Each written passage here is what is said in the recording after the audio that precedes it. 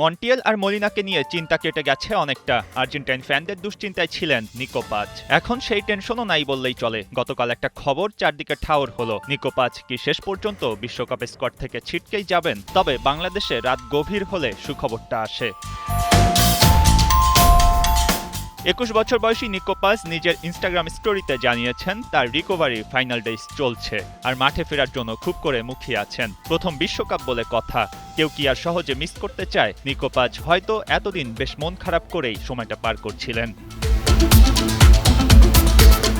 সিরিয়াতে কোমর হয়ে খেলেন নিকো পাজ। গত ১০ মে হেলাস ভেরোনার বিপক্ষে ম্যাচে গুরুতর ইনজুরিতে পড়েন। নিকোলাস ভ্যালেন্তিনির মাথা পাজের বাঁ হাঁটুতে আঘাত করে। এরপর থেকেই হাঁটুতে প্রচণ্ড ব্যথা। সিরিয়াতে পরের ২ ম্যাচ খেলেননি কোচের পরামর্শ মেনেই। তখন থেকেই তিনি চোটে আক্রান্ত।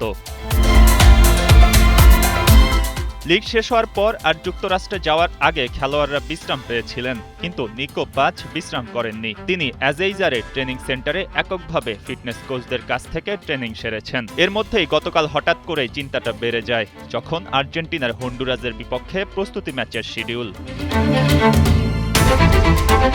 তবে ওসব চিন্তা আর এখন না করলেও চলে। যদি আর কোনো জটিলতা না হয়, নিকো পাজ থাকছেন। দলের সাথে আবার অনুশীলন করেছেন বাঁ পায়ের এই মিডফিল্ডার। আর নিজেই তো জানিয়েছেন কতটা আশা নিয়ে অপেক্ষা করছেন তিনি। বিশ্বকাপ মঞ্চে লিওনেল মেসিদের সতীর্থ হয়ে ট্রফি ডিফেন্ড করতে হবে তো। মঈন হাসান, ৭১।